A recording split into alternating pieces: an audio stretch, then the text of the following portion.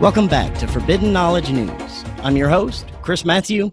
You're listening on the Global Enlightenment Radio Network and YouTube Live. Tonight, I want to welcome back to the show Dr. Bruce Solheim. He earned his PhD in history from Bowling Green State University in 1993 and is a distinguished professor of history at Citrus College in Glendora, California. He has published 9 books and has written 10 plays, 2 of which have been produced. And he has published 3 paranormal books, Timeless Deja Vu, and his latest, Timeless Trinity. He also teaches a popular paranormal personal history course at Citrus College. Bruce, welcome back. How are you doing tonight? Oh, I'm doing fine, and thank you for having me back, Chris. Well, thank you so much for joining us. I'm really excited to talk to you. Always have so many fascinating things that we can go into. Before we start, I want to thank C60 Purple Power. Man, I've been taking C60 for a little over maybe a month now, and I feel awesome. I have increased energy, better sleep, better focus and awareness.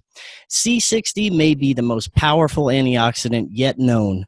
Not only can it help maximize the efficiency of cells in producing energy, but it may also provide cellular protection against many toxic environmental factors, and it helps to reduce inflammation in the body by neutralizing oxidative radicals. Take back control of your health and begin your C60 Purple Power journey today. Just visit c60purplepower.com/knowledge10 to receive 10% off your order plus free shipping, or just click the link in the description. Now, Bruce, tonight I want to try and cover as much as possible when it comes to some of your own experiences and encounters, as well as just getting into exploring some of the phenomenon. And when I say phenomenon, I mean the entire spectrum, from UFOs, paranormal activity, cryptid creatures, magical practices, and the entire world beyond our spectrum of vision. I know you had quite a few of your own personal encounters. I know we discussed some of these last time. It's been a while since you've been on, and they are very fascinating, so they're definitely worth hearing again. I'd like to start with some of your earliest. What is some of your earliest encounters that you've had? Yeah, well, thank you, Chris. In the 3 books, I've documented 89 personal paranormal events in my life, dating back to 1962 when I was 4 years old, and all the way up to just a few months ago when my latest book was published, Timeless Trinity. So the first one was in northern Norway on an island 200 miles above the Arctic Circle, and it was a remote island, and I got very sick. I was 4 years old. I got very sick. We were staying at my grandmother's house. It was winter time, and I couldn't move my head. My neck was like frozen or whatever, and my limbs were hurting. I had a high fever, and there was nothing they could do. There were no hospitals there, no way to get me to a hospital. So I just was lying down in this little bed in my grandmother's kitchen, kind of a resting bed that she had, or a resting couch, I guess.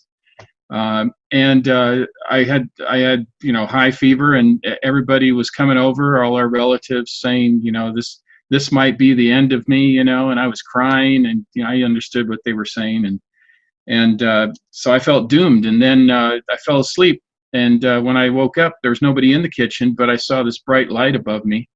It was very warm and reassuring, and I got the feeling that it was somebody or something, but I wasn't quite sure. But the bottom line is that I felt better immediately. I went to sleep, and when I woke up, my mom and my grandmother were in the kitchen, and I got up and I jumped around like I was normal. I was totally fine. I wasn't sick. I wasn't going to die. So my grandmother and my mother said that it was a miracle, that was my guardian. I told them about the light, and they said, well, that's your guardian angel. So that was the first paranormal experience I had. It was an angelic experience. Some people might have said, well, it could have been an extraterrestrial. I don't really know. All I know is that it was a bright light, and there was no source for this light other than from another dimension. And I was completely healed. And my grandmother and my mother confirmed that it was a miracle. So I think what that did is it opened up a doorway for me, or opened the aperture, if you will. And from that point on, I've had paranormal experiences throughout my life. And I think experiencing leads to believing, and then believing leads to more experiencing, and that's, I think, what happened. Wow, that's fascinating. Now, like moving on to, I guess, your later years, Yeah. were the experiences always positive, or did you have some, more frightening encounters eventually? Yeah, I've had, well, all of it is a little bit frightening. Well, most of it's, paranormal stuff is a little bit frightening just because it's so bizarre compared to our everyday waking lives, conscious lives. But I've had a couple of very, very frightening experiences that were of entities that were not good. So there are things in the spirit world that are not good. And well, just to kind of set the stage there, I believe what I've come to believe after all these years. I'm now 61 years old, and I've been having these experiences for 57 years. And I've come to believe that the spirit world, the alien world, and the quantum world are all the same thing. And I think that's how it operates.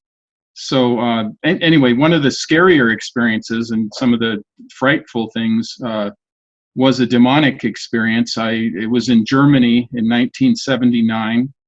And long story short, I'll just say that I had fashioned this demon head. I was possessed to do it. I don't know why. I just made this thing out of clay, and I brought it to my girlfriend's room, who was also in the army at the time. We both worked at the prison in Mannheim, West Germany. And I brought it to her room. She wasn't there, but her roommate let me in. I put the demon head, the raw clay demon head, on her nightstand, which had a mirror, and I put a candle behind it, and I lit the candle, and I wanted to scare her. It was the idea, I'm going to scare her. It's stupid. I know it's stupid, right? So it seemed innocent, but it wasn't. Well, as I was staring at this thing before she came back to her room, I noticed that its lips started to move. And at first I rubbed my eyes. I thought, what's going on here? And its lips started to move, and it started to make these gurgling, low kind of gurgling, growling sounds.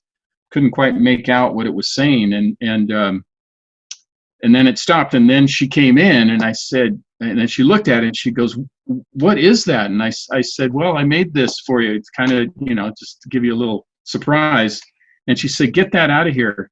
She said, you don't understand. When I was in high school, this was her talking. She said, when I was in high school, I made a head that looked just like that.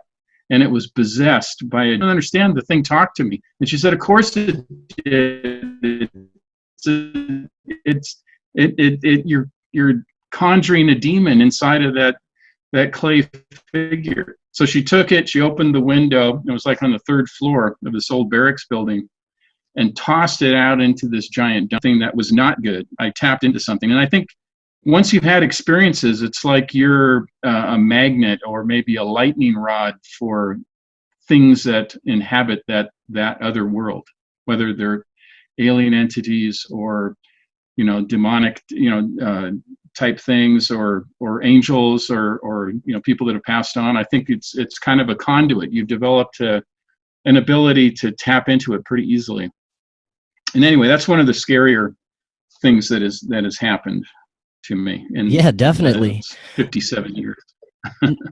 Now, something a recurring thing that's come along that some of the guests I've had have discussed, and some researchers have talked about, is that children are more, I guess, aware of things beyond our spectrum. And as most of us get older, from childhood, we tend to lose that ability to tap into that. Is that something you found, along in your research? Yes, that's pretty typical that children will, most children have so-called invisible playmates. I think they are entities, and that are, maybe they're relatives that have passed on, maybe they're some other type of angelic thing, a guardian angel, could be extraterrestrial, whatever. And I think that children accept it. They're not judgmental. They just accept what is around them at any time. And as you get older and you go to school, and I remember starting to talk about I had two invisible playmates, visible to me, not to others, John and Johnny. I know I wasn't very creative with the names, but John and Johnny. The weird thing was that John was an adult. He wasn't even a kid. And Johnny was like me. He was a little kid, same age. So that was kind of strange. But when you go to school and you start talking about, your teacher and everybody, hey, did your invisible playmates come with? And then the teacher overhears it. And of course, the conversation then becomes, that doesn't exist. That's not real, and so then you just kind of get it, not physically beaten out of you, but, mentally beaten out of you. And you don't talk about it anymore. And a lot of people just forget about it, right? They just go on with their lives and do what they're supposed to do, like good little soldiers, And, but instead, what I did, I hung on to it. I hung on to that childhood experience, and I've kept it with me my whole life. I haven't talked about it to a whole lot of people, and I only recently have been writing about these things. But I hung on to it, and I think that makes a difference. And also, the experiences kept happening, whether I wanted to believe it or not wanted to believe it. It kept happening. I think the first line in my first book is, it's not that I believe in ghosts, it's that they believe in me, so I don't really have a choice. Oh, I like that. They just come. So eventually you have to give into it, and you have to say, okay, let's see if we can manage this thing. But anyway, you're right. You're very much right about children. It's unfortunate because children are natural scientists and engineers and everything. They're interested in every single thing. And then adults get tired of answering their questions, and they tell them you can't have that kind of fantasy or flight of fancy or whatever. And it's very unfortunate because we miss out. There's a lot of documented cases of little kids who taken on, like they were reincarnated. They have information that there's no other way that they could have known this information. Like, there's very famous cases that have been documented about it, like fighter pilots from World War II, some little kid talking about dog fights, and they didn't know anything about it. How could they have known that? That type of thing. So, but children are taught to not talk about it. And the other thing, other than my own decision to hang on to these childhood beliefs and experiences, was my mother, who was very psychic. And we would practice every once in a while. She wasn't like a professional psychic, but she was very intuitive, and we used to read cards together, playing cards, and get a very good hit rate. And then we'd do it until my dad caught us and said, put that away. I don't like that stuff. He wasn't a believer, or he was frightened. He didn't like it because he was frightened. Maybe that was it. By it. So I think those things led me to believe, to hang on to these things, which has served me pretty well, especially now that I can, I'm not going to say control, but I can manage these experiences better. They don't just happen randomly anymore.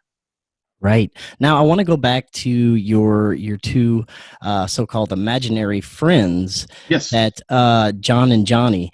Now, did they appear? How did they appear to you? Were they physical? I mean, did they just look like normal people to you? How did that work?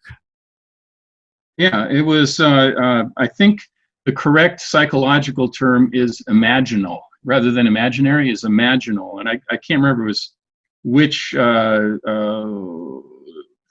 psychologist came up with that term, but one of the famous founding psychologists came up with the term imaginal, which means that they're more than imaginary. They are real to you. So they would manifest themselves. I would see them. I would talk to them. They would talk back to me.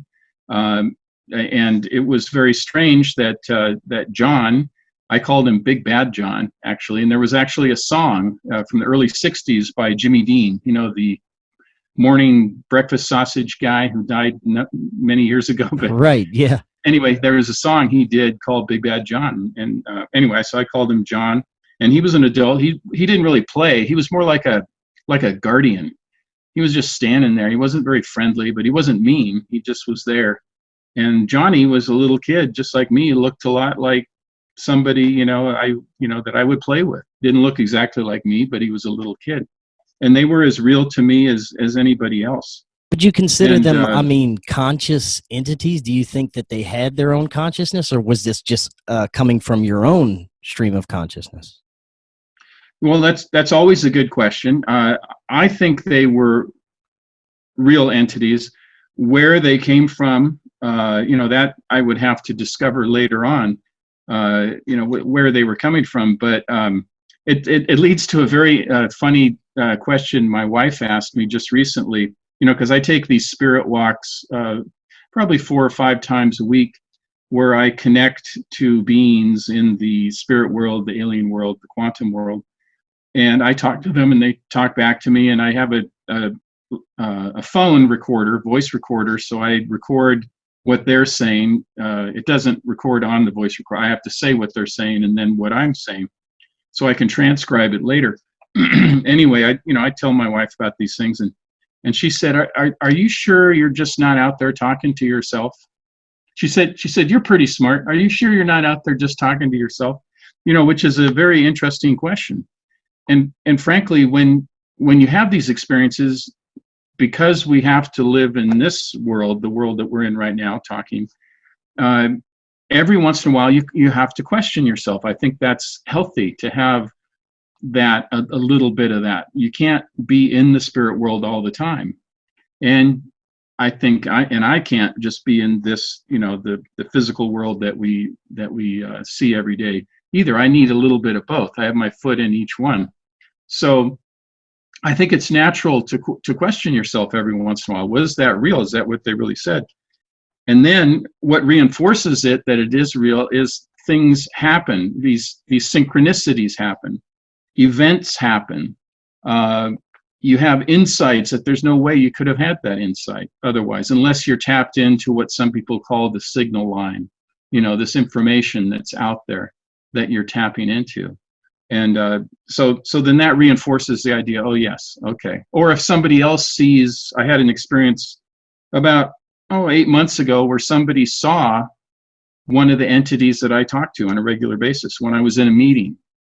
They came up to me and said they saw, I had them describe the entity, and they described the entity, and I didn't tell them the name, and then when I told them the name, Anzar is the person that I talked to, and I'll talk more about him because I talk to him a lot, but she said, "Oh my God," and she took out her wallet and showed me her driver's license, and the street she lived on was Via de Anzar, which means the way to Anzar. And she's the only other person that's seen this entity that I speak to on a regular basis. So that's an incredible synchronicity right there. And it reaffirms, I'm not just out there talking to myself, in other words. I want to go back to... It's healthy to question it. It is healthy to question it. I think that's part of being a human being is, reaffirming and, you question things and get it reaffirmed again, Yes, definitely. I agree 100%. Now, when we're talking about John and Johnny, you mentioned you might have gotten some more insight to where they were from a little bit later. Could you talk about that? Yeah. So it's a long story, but I'll make it shorter. I had a bunch of these experiences that I suspected were of alien origin, contact. But I had the conscious memories were very bizarre. So I decided, and it was not an easy decision, to have a hypnotic regression. In fact, I've had 5 of them with Yvonne Smith. I don't know if you've ever interviewed Yvonne Smith, but haven't yet, but I'd love to. Yeah, she would be great. And she is one of the most well-known hypnotic regressionists, works exclusively with people who've had alien contact and UFOs and stuff like that. And she studied with Bud Hopkins and all the big names, Anyway, I had a regression with her, and I found out that the conscious memory I had, which I told you about, John and Johnny, I didn't know the origin of it, but in this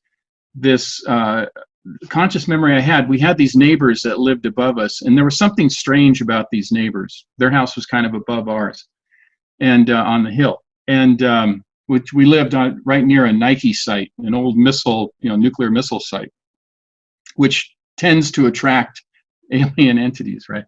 So I had this experience where I was afraid to go to this house, right? And because the woman wasn't there very often. She was a business lady, but he was always home for some reason. Well, he always had children in the house, and he was doing weird things now I know what it is. I mean, he was a child molester, as it turned out.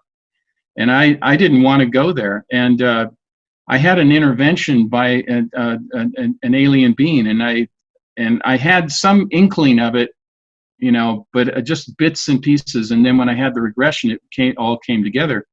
And what it was Big Bad John was actually an alien entity, and he was actually a protector. And Johnny was not really a protector; he was just my playmate, my imaginal playmate, right? And so he was sent there to protect me from this child molester. And luckily, there were other kids, unfortunately, that weren't as lucky as me, but I was able to, not be hurt by that man. I was able to, and by the way, he's passed away. So if anybody's wondering what happened to this guy, and I'm sure he's not in a very good place, I can assure you. But anyway, so that's how I found out more about who John was. And so it's very interesting how the puzzle pieces come together. And I know there's some people that say, well, it isn't really, you're making, if you go into the, is it real, this hypnotic regression? Well, I can tell you it is very real. And it's just it's not that you have totally created memories. It's that you are flushing out the subconscious memories that are masked or hidden due to traumatic events or whatever, and you enhance your conscious memory, and you fit the pieces together. It's almost as if we have a jigsaw puzzle and we only have some of the pieces. And what the hypnotic regression does is give you more of the pieces. I'm not going to say it gives you every piece, but it gives you more of the pieces, so you can kind of see the picture of what had happened. And anyway, so that's how I found out more about John. So Big Bad John was really not bad. He was good. Now, earlier you mentioned Anzar. I think now's a good time to get into a little bit more about Anzar. And when was your first encounter? Yeah. Okay. Yeah. Anzar. Anzar, the first encounter I had was actually back there when I was 6, when this child molester guy lived above us in Seattle, and he was there, and he met with not just me, but but other children, and he was able to show us a few things, like a craft, spaceship, whatever you want to call it.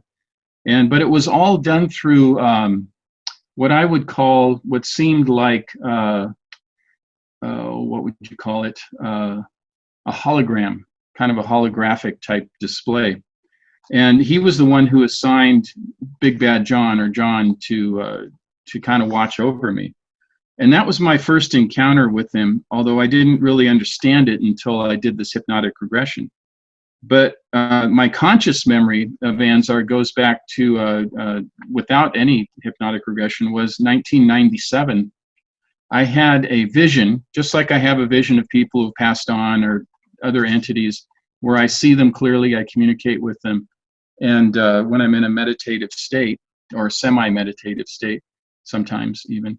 And in 1997, he came to me as a kind of a proto-human looking entity. And he was revolving in space, and he was talking to me, and he was clearly communicating with me. And he called himself, at that point, the progenitor, which is a very interesting name, because he was the one who began the line, So I was given the information that he was the person or the entity that seeded this planet. And he gave me information that sounded a lot like, it was very Zen-like information.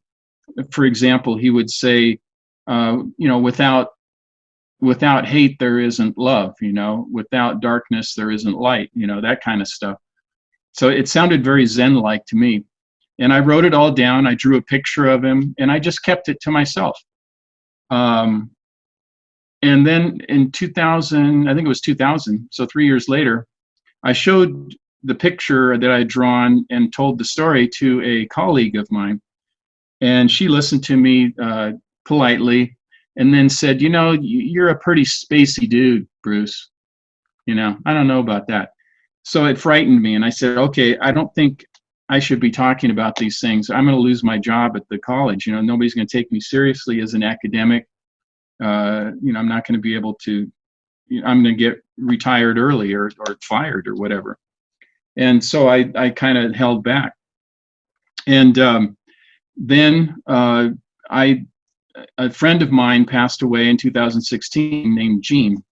And Gene was a childhood buddy of mine, also Norwegian-American parents, or he was Norwegian-American. And he passed away, and a month after he passed away, he came to me in October 2016, and in a vision again.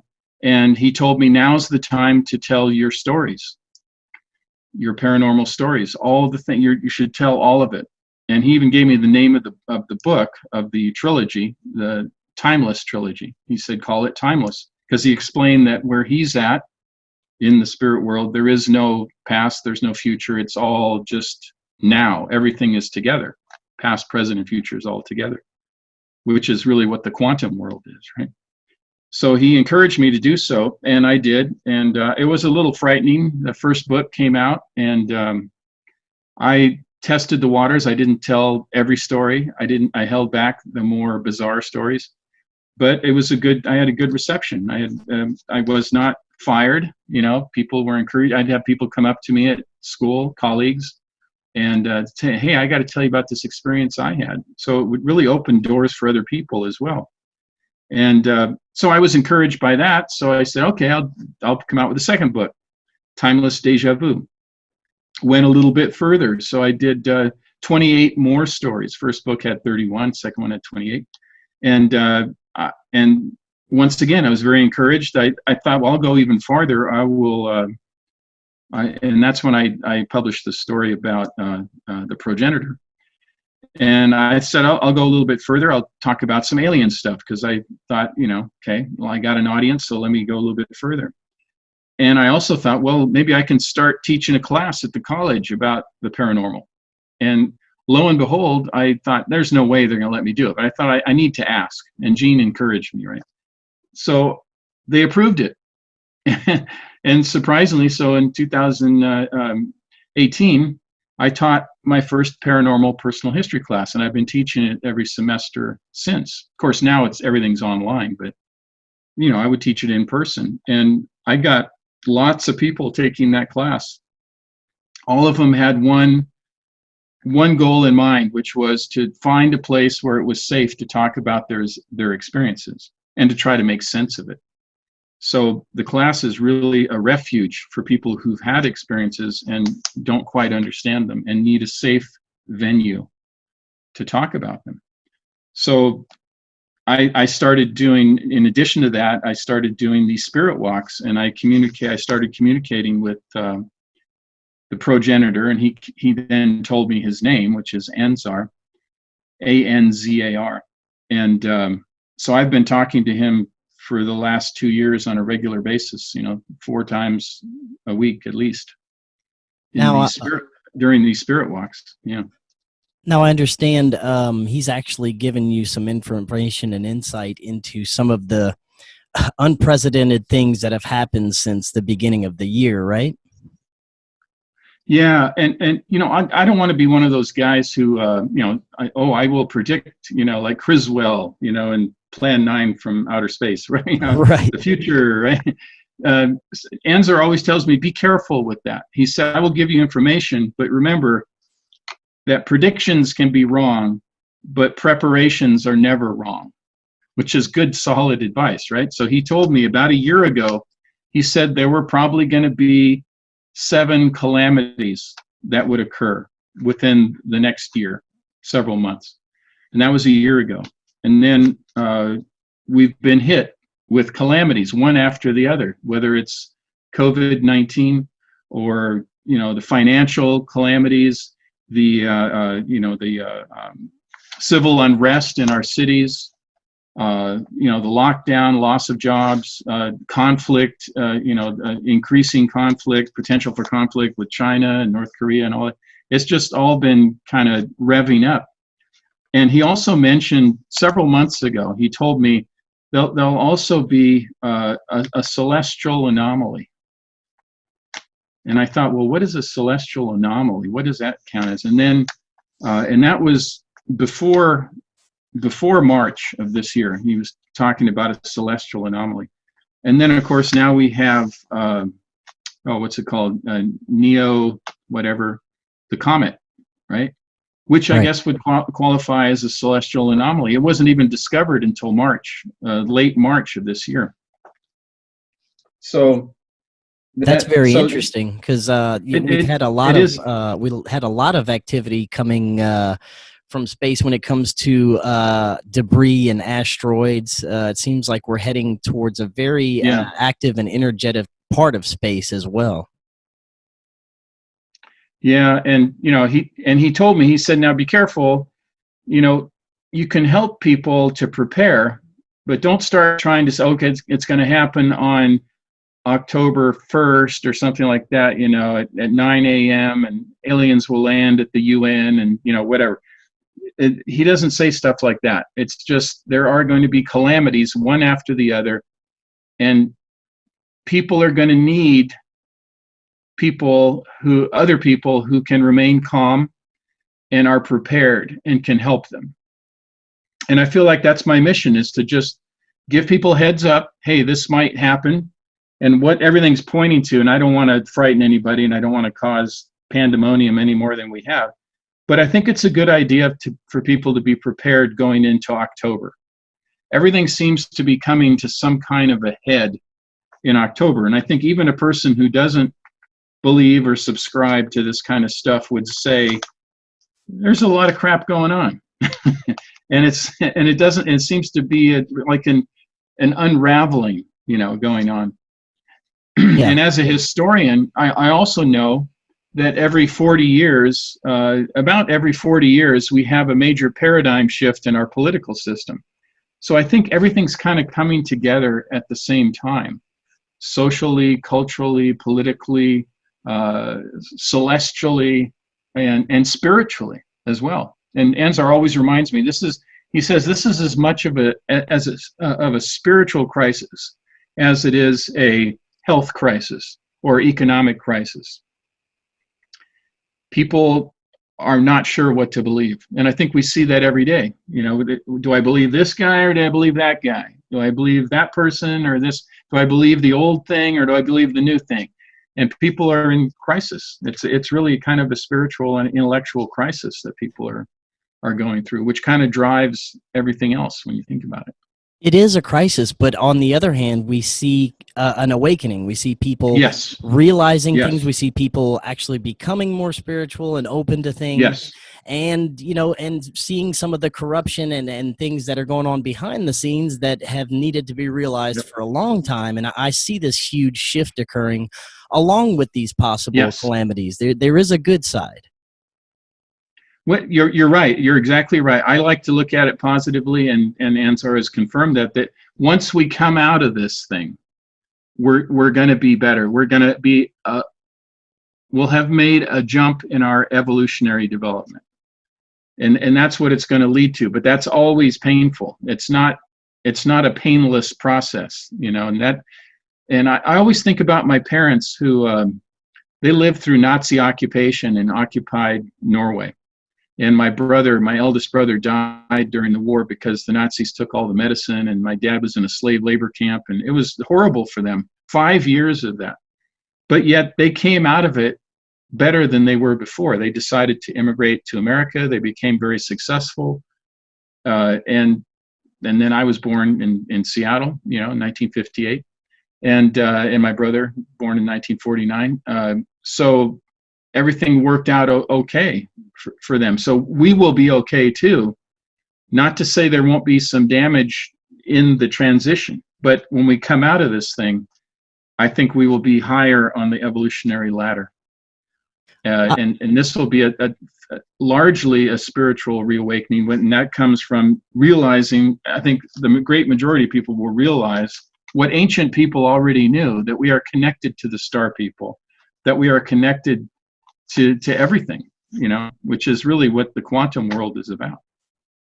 Yeah, it seems to be some sort of cyclical evolution that we're going through, this conscious evolution of our whole planet. It seems like we may have Hmm. gone through these things many times in our ancient past, where we have our Yes. dark ages, and then we rise and become more Hmm. consciously aware and spiritual, and until everything comes to a head and we either destroy ourselves or work through it and become better as humans. And this seems to be one of those critical Yeah. times where we're approaching that again.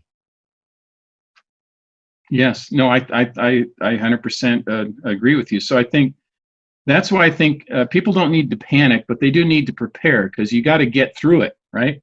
To get to the other side, to get to the promised land, or whatever, analogy you want to use, you got to get through the calamities, and you got to be strong, and you got to be resilient, and you got to be prepared. And that's really what the message that I'm trying to convey in my communiques. I was writing a daily communique during the lockdown, and I don't do them daily anymore, because I felt like I said everything I needed to say, all the preparation that people needed to do, and so I just left it at that. And now people just have to hunker down and get through it, and we'll come out the other side, and we'll be better. We'll be better people, better human beings, better universal entities, coming out of this. Now, you mentioned earlier that Anzar, the progenitor, said he Hmm. was the one that seeded life on this planet. And Yeah. it just makes me keep on thinking of these recurring thoughts in my head that we're some sort of experiment, or Hmm. something that we're being monitored by this Yeah. highly intelligent, whatever kind of entity or species or whatever this is that's in control. And it seems like we're just an ant form, or like I said, some kind of strange experiment that's been going on since the beginning of our existence. What are your thoughts on that? No, I think that when he says he was the progenitor, I don't think he was the only progenitor. I think that we are related to what the Native Americans call the star people, what many of us call non-human intelligence or alien, or whatever term you might want to use. I think we are all related. In fact, my friend Gene told me, he said, "We are the aliens." And and at first, I was trying to interpret that, because it's so simple, right? We are the aliens, 4 simple words, right? But what does he mean? So what do you mean we are? You mean like you are an alien? And he said, no, we all are. So not just people who've passed on. We are all alien entities that have been brought here, and we are connected. We're connected to these when people have alien encounter. That's why I don't call my experiences abductions. I call them reunions. I look at it in more of a positive way. Not to say it's not scary. I mean, my experience in 1964 that I had when I was 6 years old caused me to have, I believe, it caused me to have stammering and stuttering problems for about a year and a half. And it's actually something I've dealt with ever since. I mean, there can be physical, damage or psychological damage that can come from this, because it's so shocking, even for a little kid who's pretty accepting of things. So, but I came out of it, and the fact that I teach and talk for a living, I'm a professor, is proof that you can overcome these things. And I'm very thankful for the experience, even though it was frightening. All these experiences are rather frightening, but you become a better person, and you get further down the line, and you educate yourself, and you become more enlightened, I guess. I'm not saying I'm a totally enlightened person. I'm just saying I'm more enlightened than I was before these experiences. And Right. So I think that that's what we have to look forward to when we get to our destination. And Right. I believe Gene when he said we are the aliens. Now there's an interesting book. I'm not sure if you've interviewed him. He's out of Montana Tech. I always forget his name, but the name of the book is Identified Flying Objects. I don't know if you ever interviewed this guy. He's a I professor don't out think of so. Montana Tech. I'll send you his name later. I just can't remember it off the top of my head. But anyway, he believes that the alien entities are actually humans from the future that have Oh, that are Doctor, coming back to help us. what's his name? I know who you're talking about. Goldberg, Bruce Goldberg. I just can't remember what it is. But anyway, I'll try to think of it. But and so I think it's a combination. Because the question I asked him when I talked to him, I said, "Oh, that's a very interesting theory, and I think that's probably totally possible. But how can you explain reptilians then?" And he said, "Well, that's a good question." So I think, and I don't know, nobody knows for sure, right? We all have just little pieces of the puzzle. I think it's a combination. I think there might be some of these entities might be future humans coming back to try to help us. I think some of them are long distant relatives, what we would call aliens. So I think ultimately we're all connected, right? But I think there's a large variety, in the universe of life. I have to agree. And I think that's a good segue into, I want to break down some of the aspects of the phenomenon, such as UFOs, paranormal, and everything else. And I think we should start with the UFO phenomenon, since you kind of segued into that already. What are your thoughts on the actual craft that people have seen throughout the documented years? They seem to have changed with people's consciousness and evolution through the years. They used to be, airships. They went to saucers, and now we're seeing more of energy and light ships and different types of things that seem to have evolved through the years. And I personally don't think that these beings are traveling in tin cans across the universe. I personally think that they're always around us, just beyond our spectrum of vision. But what are your thoughts on the actual craft and UFOs that are witnessed? Yeah, well, I understand the fascination with the nuts and bolts. I mean, I went to Montana Tech, oddly enough, as well as I was studying engineering, and I love engineering, and I love drawing, and I have that technical kind of part of me too.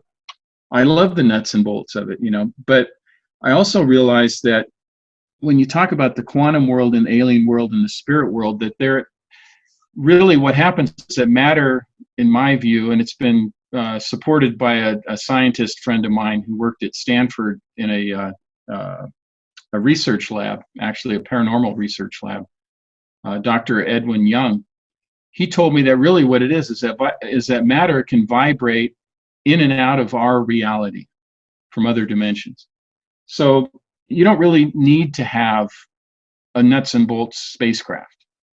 If you hear these stories that people tell of alien encounters, they just vibrate right into their room, right? They just come out of nowhere. They don't crash land into their room, in a metal saucer or a tin can, as you said, which was very funny, by the way. They just vibrate right in, and then they vibrate you out. You float out. You go through walls. You go through ceilings. Your matter is being spread into a different dimension. And when you think about it, and this is the really cool thing, which led me to my belief that the three worlds are really the same, is that that's what ghosts do too. When people see ghosts, they suddenly appear. And I've seen physical manifestations of ghosts, although they're kind of opaque, but they are full-bodied apparitions. They appear, and then they disappear. They go through walls, they just appear out of nowhere, and then they're gone. And that's what alien entities do too. So I've never seen a debris field from a crashed saucer. I've never seen parts of a crashed saucer. I've heard lots of stories, and I don't discount these things as happening, but maybe that's kind of ants, kind of an extra thing. Who knows? Maybe those are droid ships, or to put it in Star Wars terms, or just robotic ships. Or these maybe partly sentient things piloting them, or maybe they're remotely piloted. Who knows? when you think about our world, we send, what do? We send robotic ships to Mars, right, to collect samples and take pictures, and we're not really on board. But can you imagine the advanced spacecraft that that extraterrestrials would have probing us, when they really can just, if they can travel through time and space, which I believe they can in this quantum explanation, that it really doesn't matter how far away they are. We're all connected. So anyway, so I think it's fascinating. The whole thing is fascinating to me. I don't discount that there probably are some nuts and bolts things. I've seen some strange, I've seen a few UFOs in my life, but they're very distant, unexplainable phenomena way up in the sky. And I was a pilot in the Army. So, I know what's an aircraft and what's a satellite and so forth. And even my son witnessed it too, March of last year. So I don't discount any of that stuff, but in my case, it came on, it blinked on, and then it was there doing erratic maneuvers for a while, sending out green rays and bolts of light, like little, flecks of light coming out of it, and then it disappeared. So, they don't have to totally be physical, like an airliner taking off and landing at LAX or something. The other day, I saw my first, what I would call a UFO ever. I've always been into ufology, Oh, and cool. I've never seen a UFO. And unfortunately, I was in a situation where I couldn't grab my cell phone and film it. But I was awestruck because I'd never seen anything like it. It started out as a single, looked like an orange flame just shooting up. And then there were 3 more in a triangular formation, just started rising straight up into the sky, stopped for a minute, and then shot up and disappeared. And it was the most amazing thing I'd ever seen. I wish I would have had my camera, but that was actually my first UFO sighting ever. And I was so excited because what was occurring at the time, it was so synchronistic. And I think I really needed to see that at the time. And it was like it was some kind of synchronistic signal for me. And it was awesome, man. It was great. Well, and a lot of people say, a lot of skeptics, hardcore skeptics and debunkers will say, isn't it convenient that the person didn't have their phone or their camera ready or their high definition video ready or whatever? And I'm thinking, these things don't happen when you're ready necessarily. It's not like you're out there, for hours gazing at the sky and then all of a sudden there it is. Usually it's a happenstance. For me and my son, it was just, we were outside. I like to look at the stars, but I don't stay out there for hours. I'll go out and look at them in the evening because I enjoy it. And I've always felt compelled to do that. And one night we just saw this anomaly, and we did exactly what people would do. They say, oh, maybe it's an airplane. No, that's not an airplane. Maybe it's a satellite. No, that's not a satellite. Well, what else can it be? The way it was moving and shooting off lights and then the green beams coming off. I mean, it was spectacular. And I ran in and got my camera and I took very shaky video of it. But I didn't have like a tree in the background to give it some perspective, that kind of thing. So, you can't really tell. So even if you do have a camera, you can't always tell. And it reminds me of that comedian. What's his name? He died, but anyway, he was hilarious. He was talking about Bigfoot, and he said, "Have you ever noticed that all the Bigfoot videos are really blurry?" And he said, maybe Bigfoot is blurry. Right. Yeah. And I think it's the same thing with these things. They're not just going to pop in like, you're going to see the neighbor's car in the driveway next door. You get a clear, high definition picture of it. And even the stuff that they released, which is from the Navy, the Tic Tac fighter and all that. I mean, it is amazing. It's just amazing that it got released, and that's a whole other show, or many shows, I guess, or stories. And I've actually met some of those guys, those Navy guys, at a conference. But anyway, so, it's blurry, and it's not like watching your ultra high definition shows on TV, and you have to accept that. So it's not going to be exactly what you think, because early and then they're blinking out, blinking on, and we are stuck in what David Bohm, the physicist, the American physicist, David Bohm would call the explicate reality. That's the everyday, I can touch the table in front of me, I can touch the microphone, I can touch, the mouse pad or whatever. That's the explicate reality. Then he said there's the implicate reality, which is where aliens exist, where people see ghosts, where people have all these weird synchronicities, where time doesn't seem to matter, that type of thing. All those things are in the implicate reality. And then he never really developed it, but a physicist named Jack Safarati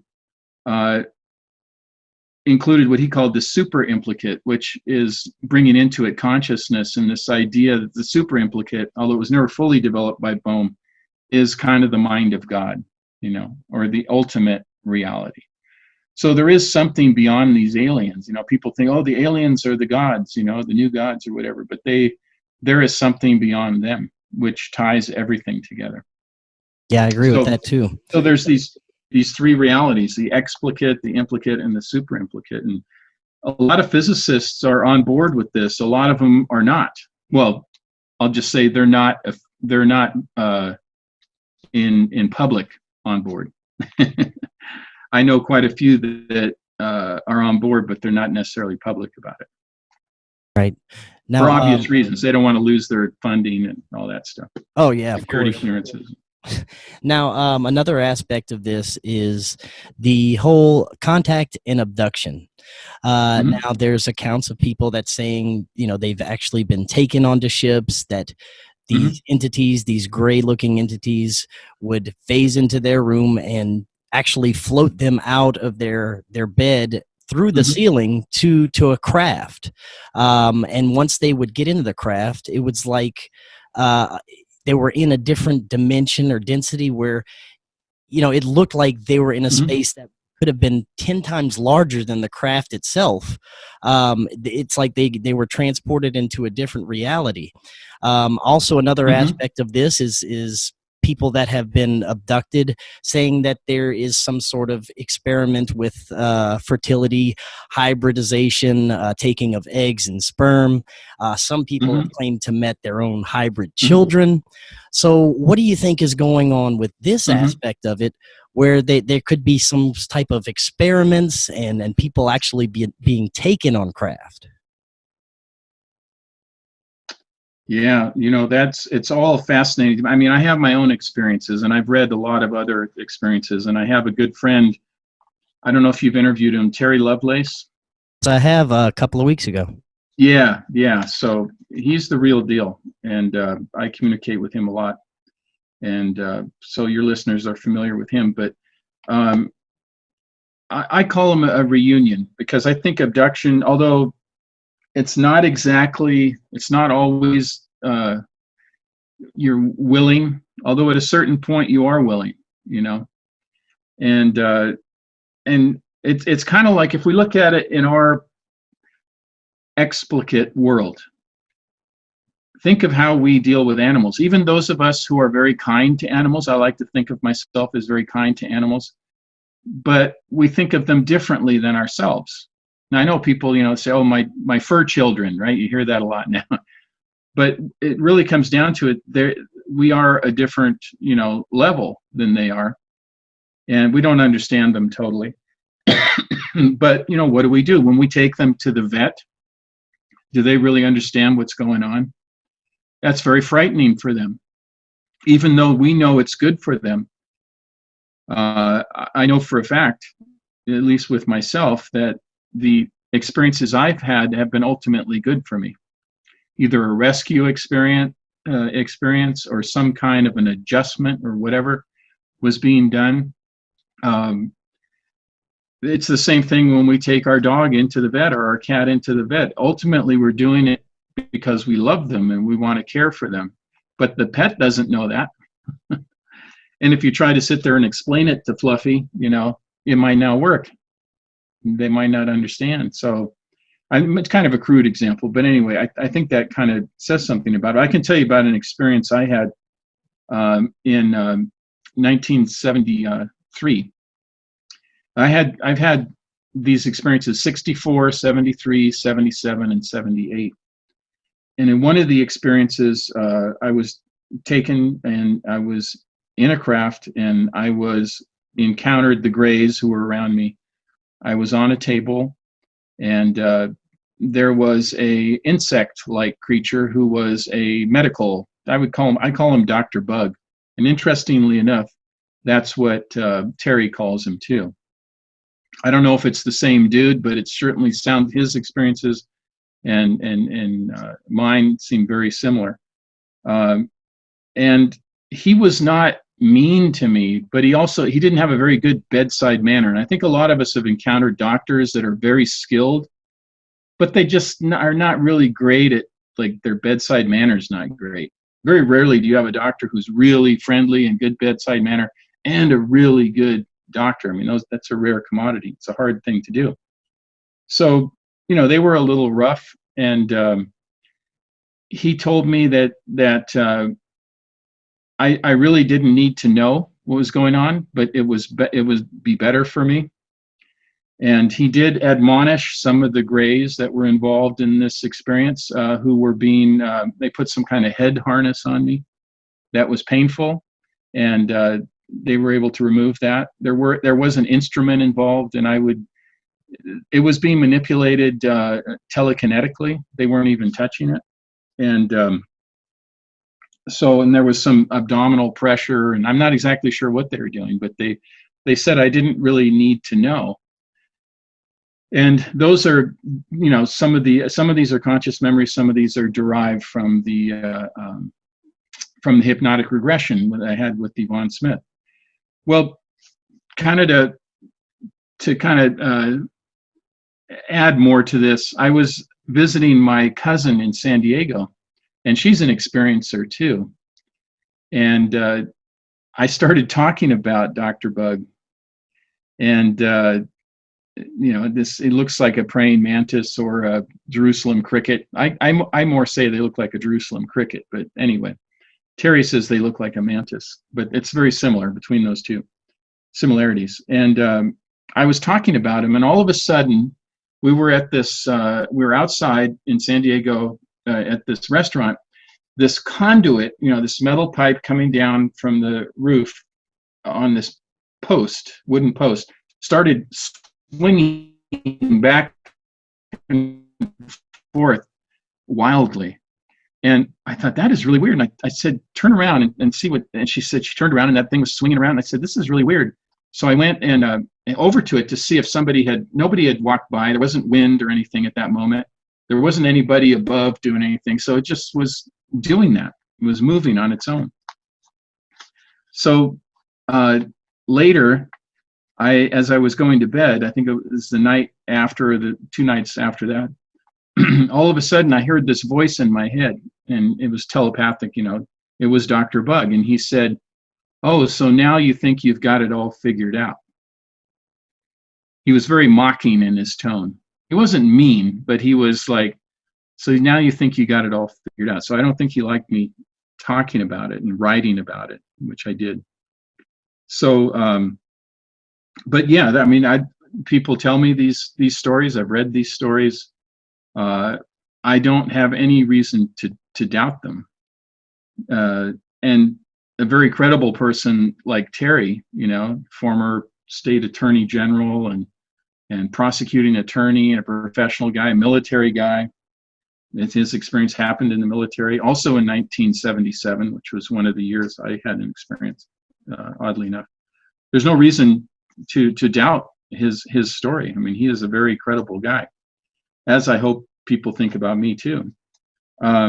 But there's many, many other people with experiences. The unfortunate thing, and I think you know this, it's better than anybody, there are some people out there who have issues.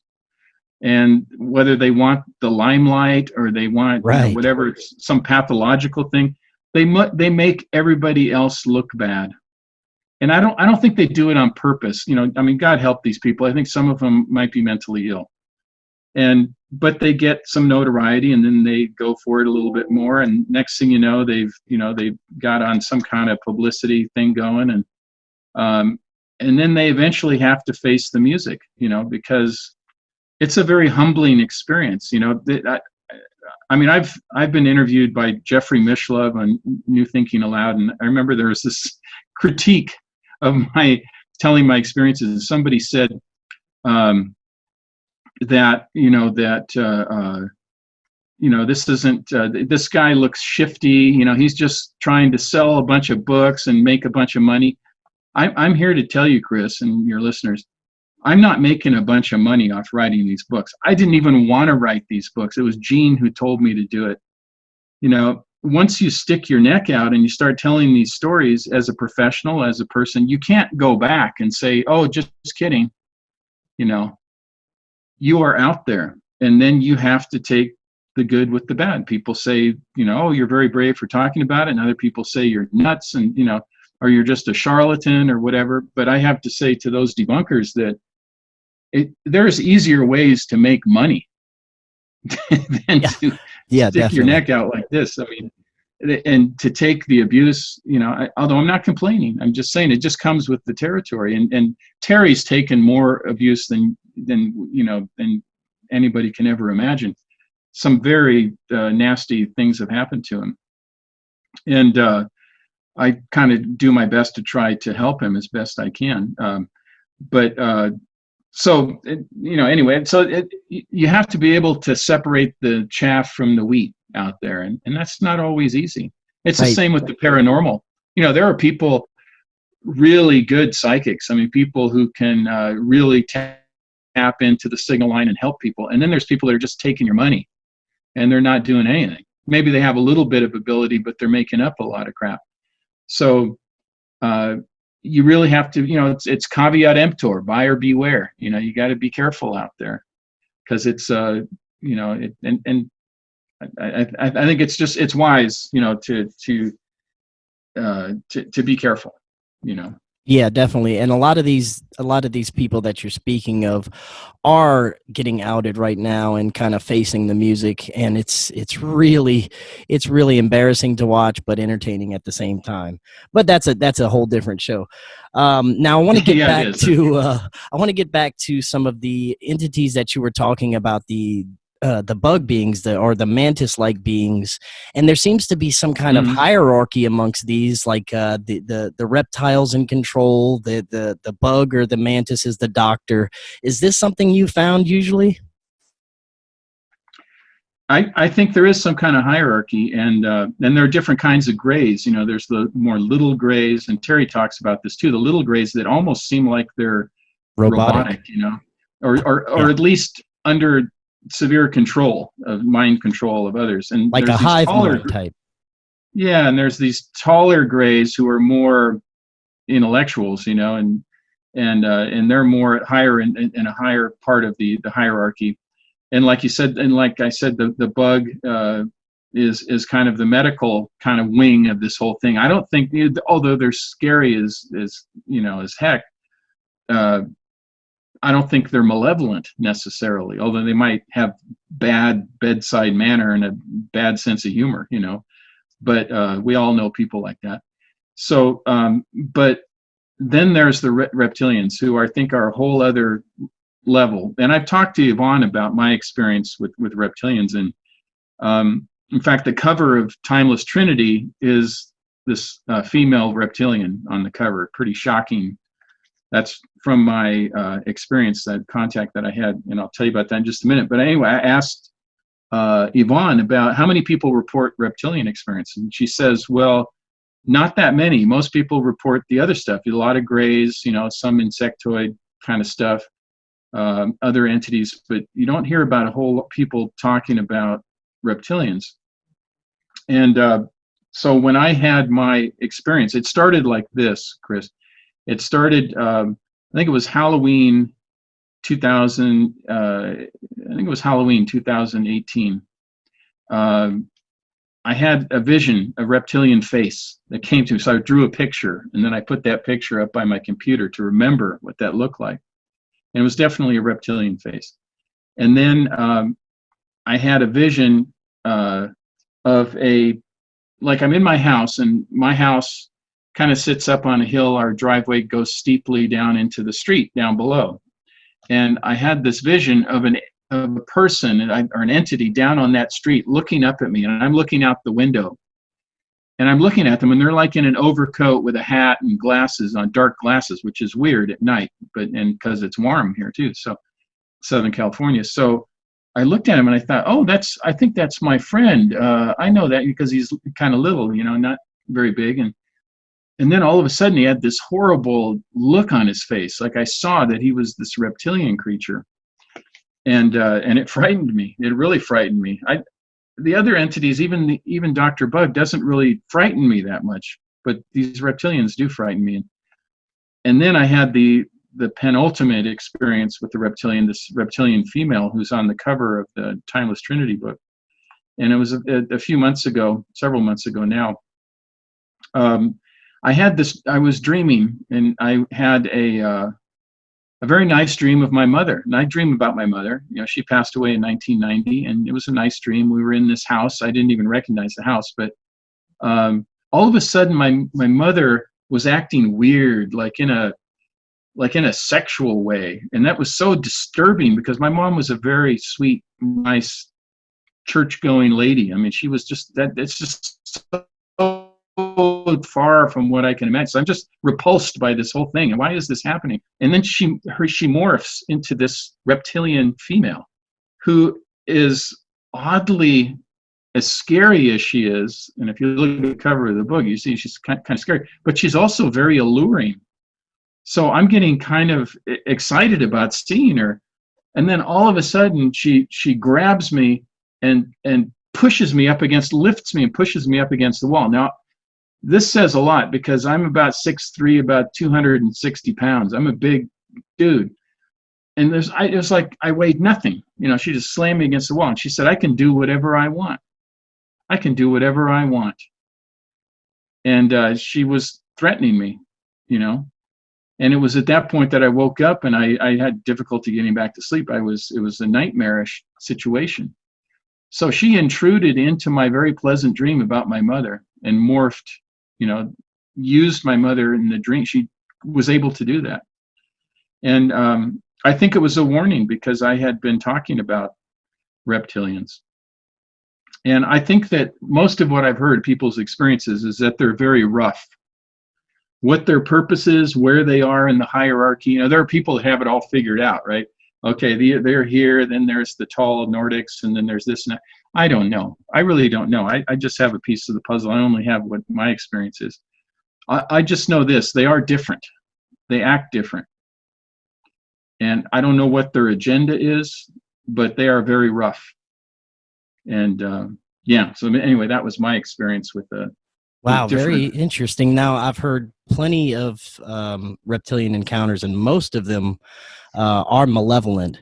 Now, we do have to take a quick break real quick. I want you to stand by, Bruce. Sure. We'll be right back. Right now, what I'm going to do is we're going to take a break. But on my break, I'm going to feature new independent music artists, anyone that wants to have their music heard. I'm going to start featuring it on my breaks here and on my channel. So we're going to kick this off now. I have something from Rob Homrich, and his band is Rob Noxious. So stand by, everyone, and we will be right back. You're listening on the Global Enlightenment Radio Network and YouTube Live.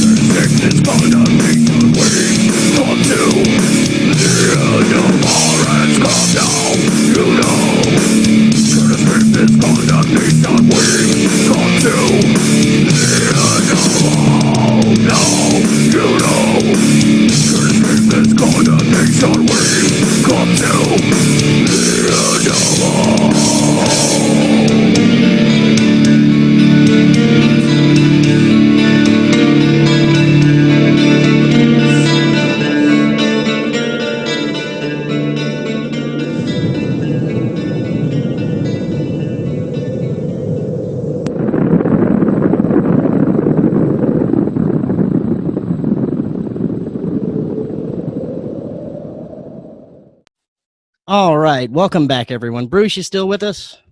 Yeah, that was awesome. Oh yeah, This is going to be fun, featuring some new music. I'm going to actually be writing some stuff to feature myself. So if anybody would like to have their music featured here on our breaks and on my YouTube channel, email me at forbiddenknowledgenews@gmail.com, and we'll rock it out for you. Now, before we get back to the show, I want to also thank My Patriot Supply. The world as we knew it has forever changed. I don't think we're going to return to our old lives anytime soon. And with each day, the possibility of food shortages in the near future, it does become more likely. Don't be left unprepared. Make tomorrow's survival your top priority today by building an emergency food supply. Right now, I personally trust and use My Patriot Supply, and you can too. They are the experts in emergency preparedness, and you can save right now $100 on a full 4-week supply and $70 on a 2-week supply of their awesome, delicious food that lasts up to 25 years in storage, and it gets shipped right to your door. Just click the link in the description or go to preparewithfkn.com right now to get your emergency food supply. Do not be left unprepared. All right, Bruce, let's get back to this. I think is a good time to get into some paranormal phenomenon. Now, when it comes to the paranormal, I'd like to kind of explore what your thoughts on ghosts and spirits are. Now, I know there's probably, different types and different ways of describing it, but what are your thoughts? Do you think it's actually that some of them are actual conscious entities that are still existing, or is it some type of memory or residual, residual existence? What are your thoughts on that? Yeah, thanks, Chris. Yeah, I think you got both. You have like residual energy, what you would call a residual energy, like a tape loop that keeps playing in certain areas. I've been in places where that you can't really communicate with whatever it is, but it's there. And then I have seen full-bodied apparitions. I have communicated with those that have passed on, intelligent entities with consciousness, just like my friend Gene. You know, I talk to him every time I do a spirit walk. I talk to Anzar and I talk to Gene. It's like you and I are talking, and he has a sense of humor. You know, he says funny things like I said, "What's it like to be dead?" And he laughed and he said, "I don't feel like I'm dead. It's just a different existence, and it's great." And he gave me this idea that there's nothing to be afraid of. Although he said, do not squander the time you have where you are. You have a mission to accomplish, and you should live your full natural life. You know, don't take too many chances. Do the mission you're supposed to do, and then do not fear what happens after, because he is in a good place. And so I communicate with him. But there are other entities that are not really intelligent entities necessarily that you can communicate with, and there's others that you can partially communicate with. And then there are things that you can cause things to happen, like a poltergeist experience. There are full-bodied apparitions. I've had a couple of those experiences, one in Austria and one in New London, New Hampshire. So I've had a full range of those experiences, and I have people that people know that I can communicate with those that have passed on, and what they call mediumship. So I'll get people that request me to do that, and they've even offered me money, and I say I don't take any money, and I don't blame people who do. If they're very good and they know how to do it, then and they can help people, then that's great. But I'd never take money, and I will help people, like usually colleagues or friends. They'll say, I need to get in touch with this person. And I say, well, if that person wants to be gotten a hold of, I will probably be able to get a hold of them. And I will, offer them a chance to say whatever they need to say to my friend or colleague. And it often time you get information that you cannot get any other way. I've had people say, there's no way you could have known that, that they, that experience they explained. And I said, well, I can't really tell you how the whole thing works. I have a theory, that, I have this connection that I've had since I was a kid, and I'm able to hear them. I'm able to, remember what they said, and I seem to have a rapport. And I think what it is, you have to manage the situation. Like when I go into my spirit walk, I have a certain protocol that I go through. I protect myself. I ask for protection. I believe in a godlike entity, God. So I will do all that, all these prayers of protection, and then I will open up my aperture, or sometimes I call it letting my radar dish come up. And at that point, all kinds of entities can approach you. But luckily, I have a couple of guardians who help me. Guardian angel. I have the two that I work with are kind of an angelic presence named Theodora, and then I have another one named Ozzy, which is a funny name. I always think of Ozzy Osbourne, but he's kind of a Native American looking guy. He doesn't talk. He's just kind of a bouncer. He's like a bouncer at a rough bar. He's kind of like that. He doesn't let the negative entities get a hold of me. So I have protection, and then I'll single people out. I'll say, I'd like to speak to so-and-so if you're available and would like to speak. And usually I make a connection, and sometimes it's very faint and sometimes it's very strong. Sometimes they communicate with language that I can hear in my head or in my ears or whatever. And other times it's in writing, oddly enough. I will see like a script, like writing. Sometimes it'll be imagery. They'll show me images of things to communicate with me. So it depends. But that's one of the things that I do on a regular basis. And I think the more you do it, the more comfortable you get with it. And you always have to bring yourself down, close down the radar dish, because you don't want to have that thing on all night. You won't be able to sleep. Sometimes I forget, I forget to close it down, and I'm really tired, and I'll go to bed, and then I can't sleep, and I go, oh, I forgot. So, because they're all trying to get a hold of you. It's kind of like you're a celebrity, and the paparazzi are trying to get a hold of you. They just won't leave you alone because they know they can communicate with you. It's like you're walking around, other people, they don't bother them because they know they can't hear them. They're not paying attention. They're not, it's not that they can't, it's just they're not paying attention. I think everybody has a capability. Now, take for instance a haunting. Do you think the majority of hauntings are individuals that still have something that's keeping them trapped on this plane, or they still have unfinished business or something to do before they can leave? Do you think that's the majority of cases with ghosts and spirits or hauntings? Well, I'm not sure if it's the majority. I think there's definitely both kinds. And I think that I'll say that the two full-bodied apparitions that I've had, they didn't speak to me, but they were very visually startling. I mean, like almost as if another person in this dimension was standing there, although they were floating and they were semi-transparent. But other than that, they could move, and they had gestures, and it was quite unnerving. This was in Austria, which was my ex-wife, now her grandmother. And by the way, my ex-wife and I both saw her grandmother together. It was a dual witness kind of thing. And we brought it up with her aunt, whose house it was that we were staying in, this beautiful place near Salzburg in the mountains, like the Sound of Music. Imagine that.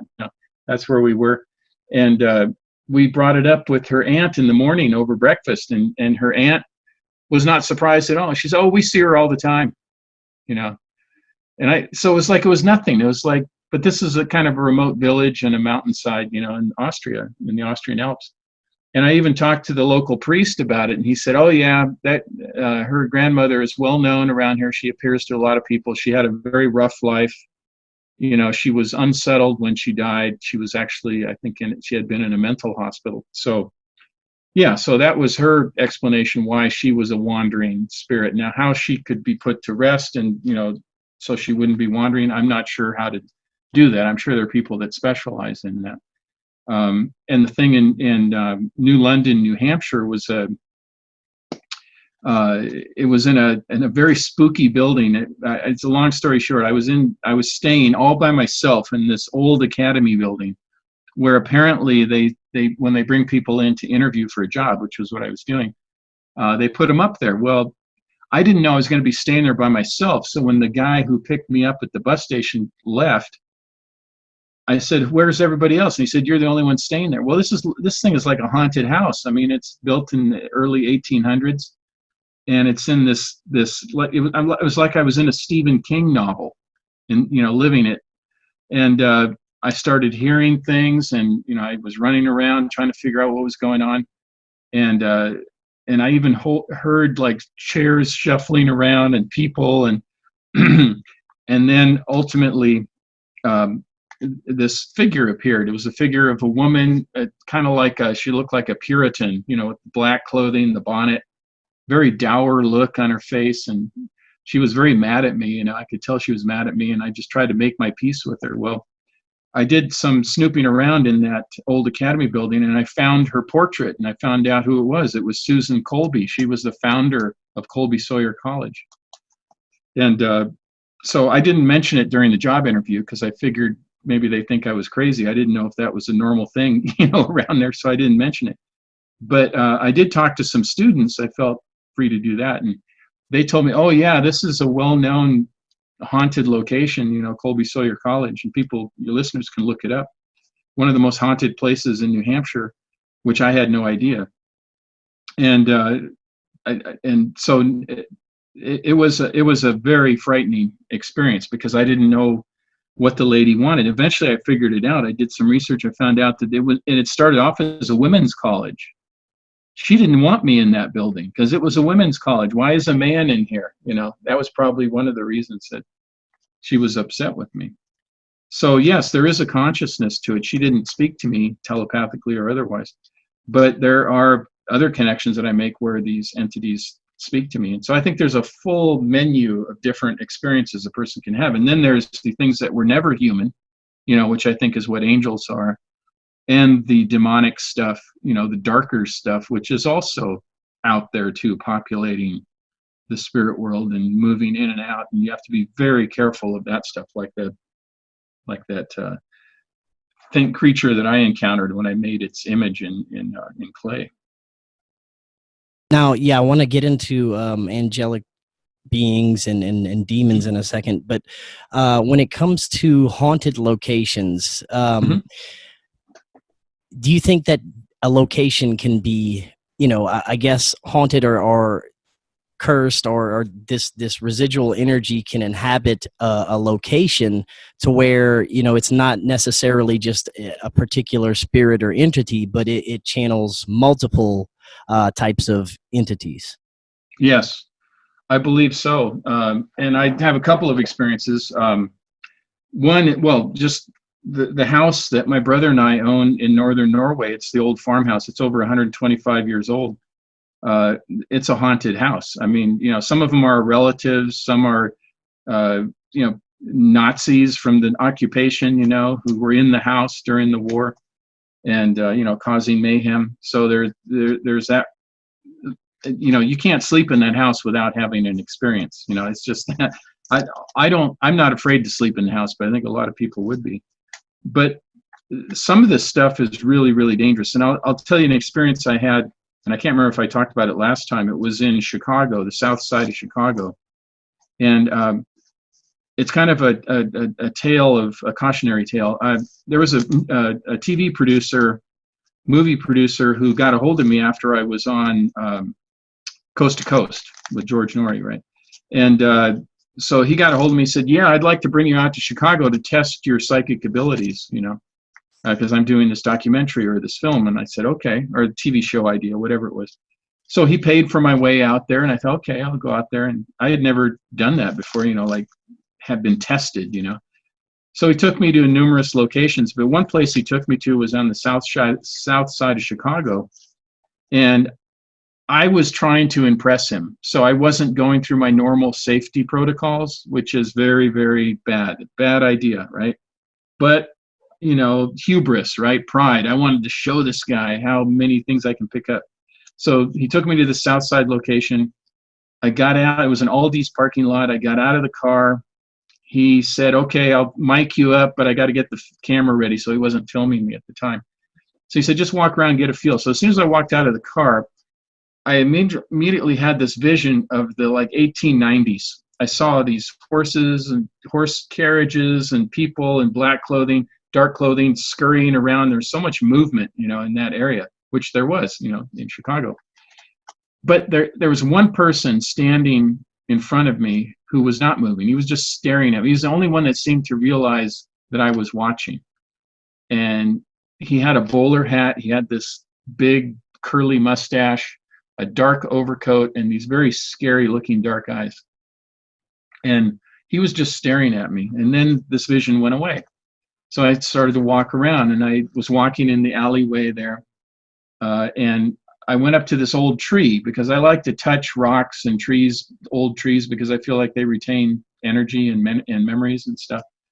So I was about to touch this tree, and all of a sudden I got pushed to the ground. And I don't mean just push, but driven into the ground. And like I said, I'm a big guy.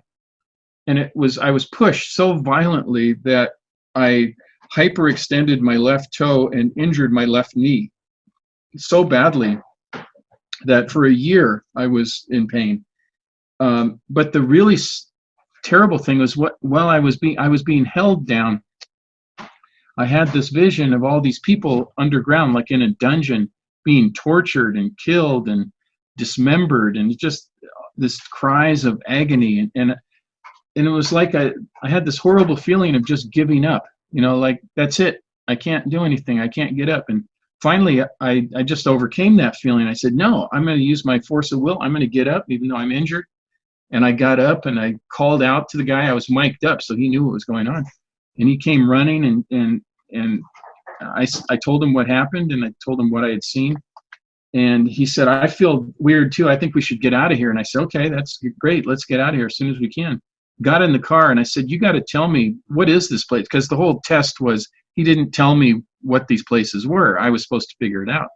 All he told me is that it was a kind of a dark place. That's all I knew. I didn't know how dark or what exactly had happened there. Well, we got in the car, we drive away, and he said, look around this place. What do you see the people? I said, everybody looks depressed. It looks like it's just dark, like you said. And this was a horrible experience that I had. Don't ever do that to me again. Take me to such a terrible place. And he said, well, I got to tell you what this place is. This is the site of the murder hotel, H.H. Holmes, America's first mass murderer. It's outside of Chicago, about the 1890s, around the time of the exposition. There he had built this hotel that included torture chambers and gas chambers and dismemberment areas, and he might have killed anywhere between 200 and 300 people that he had lured into this place. And I was right at that location. And so that's what I picked up on. And I learned my lesson that day, that no matter what people, we want to take you into this place. We're not going to tell you what it is, but you got to be extremely careful, because that was one of the few times, really the only time I've been physically hurt by this kind of demonic entity. And I don't know if it was actually him, or if it was whatever drove him to do what he did, but it was certainly a physical experience and a metaphysical experience, or a psychic experience together. Very, very powerful. And it's a cautionary tale. You got to be careful. Now, when you were talking about your very first experience, you said it felt like angelic. Yes. What's your overall, I guess, thoughts on what these angelic beings are? As opposed to, demonic beings. I know there's higher density and lower density beings. And every time I hear a person's encounter with an angelic being, they always say that there's, this such high frequency of energy and feeling of love, as opposed to some of the lower density where it's fear and a lot of negative feelings. So what are your thoughts as to what these beings actually are? I know there's a lot of confusion as to what demonic entities could be, because it doesn't just fall into one category. From what I know, that there's multiple different types of entities that you might consider demonic. So what are your thoughts on those? Well, I think it can be, if you really want to get down to it. Remember when I talked about that angelic experience, it was a bright light. It was light. When I had that experience in Chicago, it was nothing but darkness. There was a clear delineation between the light and the dark. And what Anzar has told me, and what a lot of Gene has told me, they gave me this little catchphrase to share with people, and it's be the light. And I even used that for my comic book character that I created. That's his catchphrase, is be the light. So you want to be on the side of the light. And I think that's how you can differentiate. Now, in terms of what that, frequencies and stuff, if it has to do with light energy or electromagnetic energy in the light spectrum, I think it has something to do with that. I think you might be onto something there. I'm not smart enough to know exactly what that is, but I can just tell you from experience that I associate the angelic or the good entities with light, and those that are not good with darkness and fear, like you said, and anger. And that's why Anzar and Gene always tell me, approach everything from a position of love and keep love in your heart. Now, that's not the message I was getting in the South Side of Chicago. It was the opposite of that. So I think you can identify it that way. So if somebody is approached from the spirit world, and maybe they're trying to pretend there's something else, it doesn't take long for you to figure out, this is not light, this is darkness, and this is not good. Now So, that's kind of the extent, maybe oversimplified answer, but that's my understanding of this kind of stuff. And I think there is a variety of the darker entities, of the demonic entities, or whatever you want to call them, malevolent energy. Some of them yeah. could have been human beings at one point. Some of them maybe never were human beings. Some That's of them what exactly what I was just about to say. Yeah. There's many that thinks that some of these demons were never humans. They're much older, Yeah. darker entities, and that some think that some of these were once humans that have just, that just have such a low vibration and evil to them that they're considered demonic. Yeah. I can tell you this. I used to work in prisons, in military prison, and also in a maximum security state prison, which, by the way, is a terrible place to work if you're an intuitive person. I had to put myself in a protective bubble like you wouldn't believe every time I went in there. But I noticed this. All the mass murderers that I guarded all had demonic tattoos, all of them. Now, I don't know if that was just a coincidence, but it's like they were marked, or they marked themselves. And I just noticed that in my guard experience, they all had these demonic, devilish type of tattoos somewhere on their body. Yeah, that's very interesting. It's very frightening and scary and interesting. Yeah. Now, when it comes to these demonic entities, we can also kind of segue into possession and exorcism. I understand there's a lot of these entities that feed on human emotion, fears, and that can actually attach themselves to you, and not necessarily demonic entities, but all kinds of entities can attach themselves to a human. What have you experienced with anything with possession or exorcism or spiritual attachments? Yeah, well, there's all kinds of, there's elementals that can attach themselves to you. There's very needy, people that have passed on that haven't quite got to where they need to go, and so they feed off your energy, and they can drain you. And it's good to get a spiritual cleansing every now and then. I mean, do your prayers, do your protection, but go to, like for me, I have a friend of mine who's a shaman in the Peruvian tradition, and she's very skilled, and she came into the house and has done a cleansing in the house, and has also done a personal one for me, and she comes into the class and does it for the students as well. And she will identify different attachments. A lot of them are not necessarily malevolent evil, but just needy. You know how in real life we have certain people that are very overly needy and kind of glom onto you? Well, in the spirit world, it's the same thing. There are people like that. You gotta get them off your back. You can't drag that around with you, and it drains your energy. So you have to, disconnect them every once in a while and get that cleansed.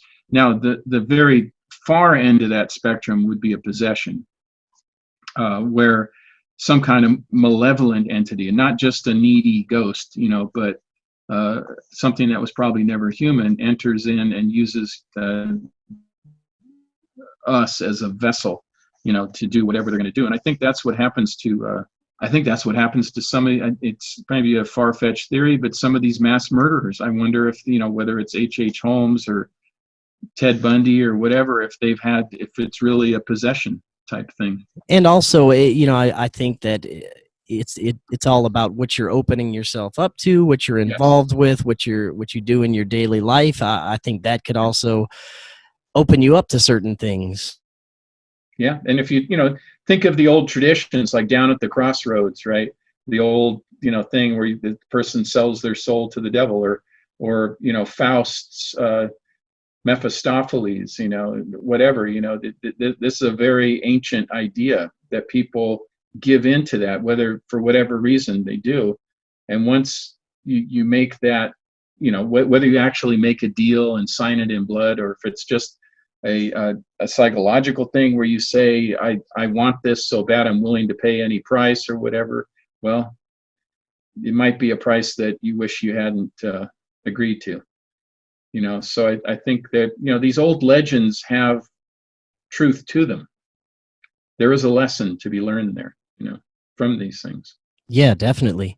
Now for the in Star Wars, same thing, right? The Force, and then the dark side of the Force, and the Jedi versus the Sith, or whatever. I mean, this is ancient stuff. This is not just made up. I mean, that's from ancient thinking. Yeah, these movies tell us a lot more about our reality than you would think. Yes.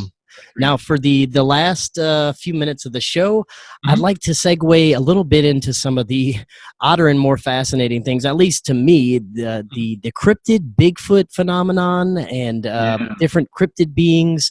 That's absolutely fascinating to me. And then at the end, I want to talk a little bit about your comics.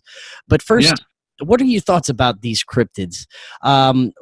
Take an example, Bigfoot, to start out with. It's quite anomalous. They have accounts of these things phasing in and out of existence. You can never get a good shot of it, but there are physical aspects to it, physical evidence of these things, such as footprints and hair. So what do you think is going on with the Bigfoot? Are they extraterrestrials, or are they interdimensional beings? What do you think? Well, I'm not really sure, but I'm open-minded about it, and I have had an experience. And it was it was several years ago. My wife and I were driving south on Pacific Coast Highway, I think it was, through 101 through Northern California, through the redwoods. It was nighttime, so it was very spooky. If you've been there. The giant trees, there's no light coming in, not even starlight. I mean, it's very, very dark. Well, the road was taking kind of a bend to the left. And I saw on the side of the road, I mean, halfway onto the pavement, was this giant creature, a hairy creature, leaning in towards the road. And I was driving a truck, and the thing probably was about a foot or two away from my mirror as I passed by, and I was just in shock. What is this thing? And I remember, and I just zoomed by because it happened so fast. And then I woke up my wife, who was sleeping in the passenger seat, and I said, "I think I just saw Bigfoot." And she goes, "You're kidding me." And I said, "No, back there. I'm going to turn around, and And she says, "You are not turning around. Just keep going." And I said, "Well, I'm kind of tired. Maybe we should stop." We were near Oric, which is in Northern California. And I said, "Well, maybe we'll stop in Oric and get a hotel." And she said, "No, you keep driving. I'll keep you awake. You just keep driving." So that was my only experience with Bigfoot. But then I looked it up, and Oric is where the most famous Bigfoot footage was from. Where this took place, where my sighting took place, was 12 miles away from that very famous location where Bigfoot was filmed. So I thought that was kind of cool. Yeah, definitely. So that's my personal experience. What I think they are, I kind of agree with that comedian, which I always forget his name, that maybe Bigfoot Mitch Hedberg, I think, is who you're talking about. Who's that? Mitch Hedberg. Yes, you're right. He was brilliant, and unfortunately he had a drug problem and passed away way too young. But he did say that. It was a joke, but there's truth to it. I think there's truth to it. So I think they could be some kind of interdimensional being of some sort. I don't know what type of interdimensional being, but I'm open-minded about that. Would you say the same for entities such as dogmen and other cryptid creatures, like other dog type creatures? I think so. I had an experience, another one, not with Bigfoot, but with a werewolf kind of looking dog creature back in my hometown, and there in Seattle. We lived in a place called Kenmore, and there's a graveyard. And then, just to show what a weird kid I was when I was little, I used to go to the graveyards and have lunch, and I would get my little friends to go with me, and we'd sit there. We'd go to the oldest part of the graveyard, sit there and have our lunch. And it took a while to convince them that it was a cool thing to do. Well, one day we decided we're going to go down by the mortuary where they have the crematorium and go on the dirt trail through the forest down to this swamp pond. We'd heard about this swamp pond because my brother had been there with his teenage friends. And I think I was about 8 years old. So I got my friend to go. We rode our bikes down there, and sure enough, there was this swamp pond. It had lily pads. It's sort of like a rainforest looking thing. This is Seattle, right? So it's this rainforest, these trees, these willow trees, and it's really a spooky looking place. Sticker bushes all around. Well, we were there for a little while, and there was these crypts there, these concrete crypts that I guess they used to use as liners in some of the fancier, graves or whatever. And they were piled up there, so it was really spooky, and we were getting creeped out. And then my friend said, "Let's go." And then I heard something on the other side of the swamp pond, and it was like something breaking through the sticks and sticker bushes, the blackberry bushes. It was just kind of moving through, and I said, "Well, it must be a big animal, a really big animal." And he said, "Let's get out of here. We don't know what it is." And I said, "Okay, well, yeah." So we took off, and of course my chain came off on my bike, and I had to fix the chain, and I was scared. And then we got like halfway up where we could still see the swamp pond before the path turned. And I looked back, and it was getting dark, but I could see this creature. It looked like a giant wolfhound, but it was on its back legs, and it was by the crypts. I don't know what it was, but whatever it was that was coming around the pond, that's what appeared there. And to me, it looked like some kind of a werewolf creature. That's why I call it a cryptid, because I have no idea what it was.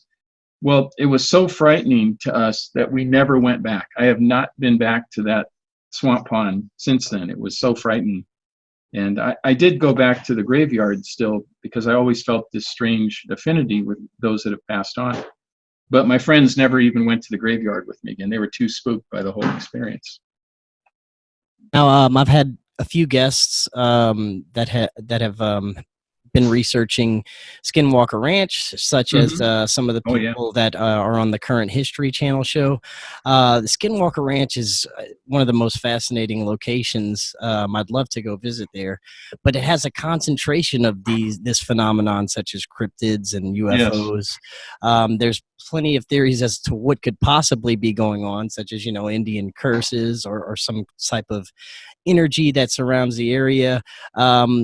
What are your thoughts on what could possibly be happening in that area? Well, I think there's certain places that are, if you want to call it a portal, or the veil between this world and the next is thinner in certain areas. Like when I go on my spirit walk, there's a certain place I like to walk. It's a road here that leads up to the mountains, and it's by a wash. So that wash was originally some type of a river, right? And there were Indians living here, and my imagery when I walk up this road, it's about 3/4 of a mile straight up into the mountains, or towards the mountain road. And I got this imagery of all these Indians there, and that it was a great medicine road. So I find it very easy to connect to the spirit world and alien world as I'm walking and doing my meditative walk on that stretch of road there. So even if there's traffic, it's still, once I'm tuned in, I'm tuned in. So I think there's some places that are just thinner, and the separation is less. It's easier to make the connection. And just to add more evidence to that, at the base of that road where I start my walk is a Masonic temple. Now, I believe the Freemasons don't put their temples just anywhere. I don't think they just pick some random place, let's put our temple there. I think they know, because they do a lot of ritual magic, and very powerful ritual magic. So I think that they know where to put these things, and they put it right at the base of this road where I start my walk. I don't think that's coincidence. So anyway, that's what I think. I think Skinwalker Ranch, I would like to go there too, although I am a little apprehensive about it. I think it would be fascinating to go there. And I think it's just some type of a portal or a connection point that just makes it easier for entities to pass from the alien world, spirit world, into our world. And I find it interesting how you're kind of combining the alien and spirit world. I mean, I believe it's connected in profound ways too. Yeah. I'm just, I'm struggling to put together these connections, because it's so deep, and it goes, so far beyond, I believe, anyone's understanding. But how do you think these two realms are connected so closely? Well, I'll tell you this: when I'm on my spirit walks and I'm talking to these entities, when whether it's Jean, my friend who's passed away in the spirit world, or Anzar, who is an alien entity, they're in the same place. I see them together. and along with other entities too. And so they're all together, and they can be together if they want to be. So I think that it's really all the same thing. And then when I'm not a scientist, I'm a historian, but I studied as much as I could my pedestrian understanding of quantum physics. And when you talk about the quantum world, the subatomic world, it sounds like the same thing. It sounds like time is immaterial. Time does not exist. Everything is happening at once in the quantum world. You know, they have the double slit experiment where if you're viewing a photon or a particle as it passes through the double slit, it looks like a particle, but if you don't look at it, it looks like a wave. You know, so I think that these things, that's what they're doing. I think the quantum world, the alien world, and the spirit world are all the same thing. They're using the same, world or dimension or whatever you want to call it. I think that's how they travel. I think that's how they, when we reach out to them, that's where we're reaching them. And I think everybody has the ability to do it. I think some people might have, I like to say that everybody can throw a ball, right? But some people can throw it 90 miles an hour. And that's what separates just a person throwing a ball from a major league pitcher, right? Some people just have this natural ability to make these connections easier, but other people can train. I think we have a built-in ability to do these things. It's just a lot of people don't use it, or they have to work too hard to attain it. Yeah, I definitely have to agree. Now, we're about to close out, but before we do, Yep. Tell us, you actually created some comics, Snark 2, and you have another one coming out, but tell us a little bit about those. Yeah, Snark. Snark came out in November of last year, and I like to say it's 37 years in the making. I came up with the idea when I was in engineering school at Montana Tech, and the character is an alien. Well, he's a hybrid, actually. He's part human, part alien. And he comes to Earth with a mission, and it's kind of an unfortunate mission. He's been sent here because he's part reptilian, right? So he comes here to prepare Earth for occupation, let's say. I don't want to say invasion, but I'll just say occupation. So, but when he comes to Earth, he finds out he really likes Earth people because he is half Earther or half Earthling, right? So he has these adventures. So in Snark 1, he has different adventures. He goes to Devil's Tower. He goes to the border. He goes to Area 51, and he meets human beings who some of them know who he is, some don't know. And he has these adventures. So it's science fiction. It's about UFOs and aliens. It's historical because he goes to historic sites. There's humor in it, So, and I got Gary Dumm to illustrate it. He's been illustrating comics since the 70s. Those of you who are listening who are comics fans, you probably heard of American Splendor, Harvey Pekar. Gary Dumm was his primary artist, so I was lucky enough to get him to illustrate it. Snark 2 is coming out next year, so it's going to be in a graphic novel form. 80 pages of Gary Dumm's illustrations and more stories about Snark. And let's see, and there's a spin-off comic that I'm doing. One of the characters in Snark 2 is going to have her own comic book, and her name is Dr. Jekyll, just like Jekyll and Hyde, right? Dr. Jekyll, alien hunter. So she's a professor that does basically what well, I wouldn't say I'm an alien hunter, but I do explore the alien world. So it's kind of a female version of me, but she's much more interesting. So it'll have elements of history and humor and science fiction and all that stuff too. Awesome. Very cool. Well, Bruce, I want to thank you so much for coming on tonight. That was fascinating stuff. Before you head out, let everyone know if they're interested in finding your comic, your work, your books, anything like that. Let them know where they can go. Yeah. So my website that has all those things is bruceolavsolheim.com. And Olav, my middle name is spelled O-L-A-V. And bruceolavsolheim.com. And you can also get my books, the Timeless books, the Timeless Trilogy on Amazon. So, but you can get the comic book information at bruceolavsolheim.com, and information about my books and the plays we're doing and all that. I mean, all the stuff I'm working on, a little bit about me. So anyway, that's how you can get a hold of me and what I'm doing. And I'm happy to answer anybody's questions, or, you know, guide them to the person maybe who can answer them if I can't. Awesome. Well, Bruce, thank you so much. Again, I think we just barely have been scratching the surface with these, so we'll definitely have to have you back on in the near future and discuss this some more. Yeah, let's see what happens in October. Maybe we'll come back after that. Definitely.